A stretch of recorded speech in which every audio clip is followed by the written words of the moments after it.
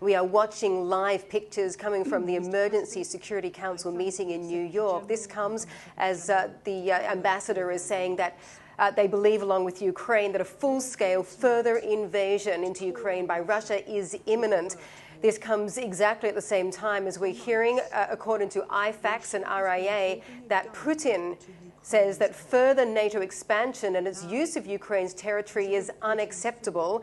And according to RIA, President Putin has authorized special military operation in Ukraine's Donbass. And we're seeing an immediate reaction in the futures. The NASDAQ futures, for example, are down over 1% after this warning from President Putin on Ukraine, who also goes on to say that Russia cannot tolerate threats coming from Ukraine. Let's bring in Kurt Volker, who is Distinguished Fellow at the Center for European Policy Analysis. He's also former U.S. Special Representative for Ukraine and negotiations with former U.S. Ambassador to NATO, joining us from Miami. Kurt, it certainly feels like a very tense situation right now at the UN Security Council.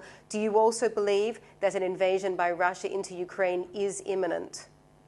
Well, indeed, it is a very tense moment. And some of the reports that we're getting just now indicate that everything that we've heard about the idea of a Russian imminent invasion are true. There have been explosions in Mariupol, explosions in Kharkiv. Putin has made a statement about going in to protect Ukrainian citizens that are of ethnic Russian background or Russian language speaking. So it does seem that this conflict is already escalating exactly along the lines that we just heard about in the UN Security Council.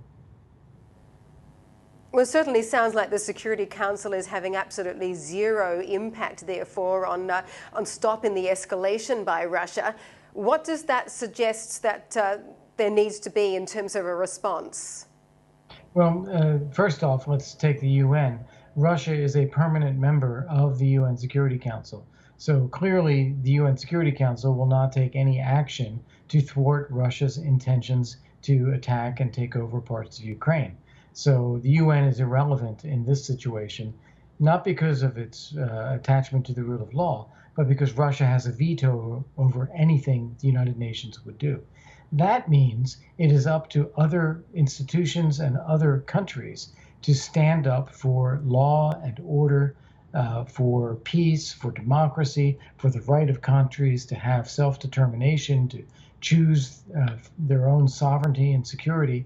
Russia is trying to deny that to the people of Ukraine, and it is incumbent upon the United States, our European allies, and others to stand up and support Ukraine in this moment where Russia is actually trying to take away its independence and sovereignty.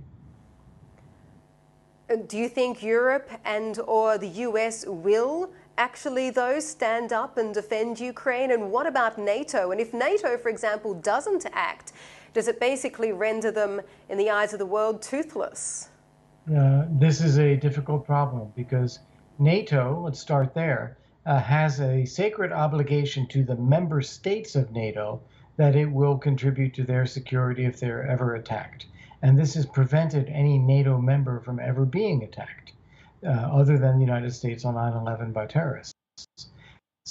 So as a result of that, states, Poland, Romania, they feel rather secure.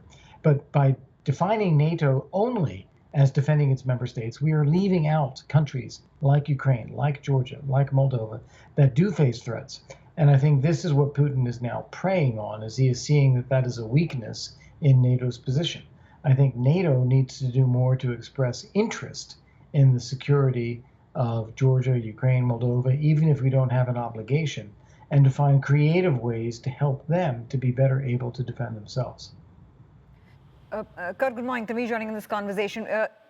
I'm just intrigued by the fact that while this Security Council meeting is going on, we're also getting flashes from President Putin directly on the state media agencies in Russia. How do you interpret him coming out at this moment? Well, this moment in Moscow would be, I'm just doing the math now, 5 in the morning, which means that these moments are pre-taped and pre-planned. So he has obviously created a sequence of events that he is now rolling out. And part of that sequence of events seems to be Russian military action against positions within Ukraine, justified as a defense of Russians or as a rejection of Ukrainian occupation of what they now recognize as independent states, which of course are not states at all. So this appears to be part of a pre-planned Kremlin playbook to launch this invasion further into Ukraine. We don't know how far they will go. We have to hope that they don't try to take Kiev or the whole country. That would be an awful humanitarian catastrophe. But even with what they're doing, it seems to be on its way already.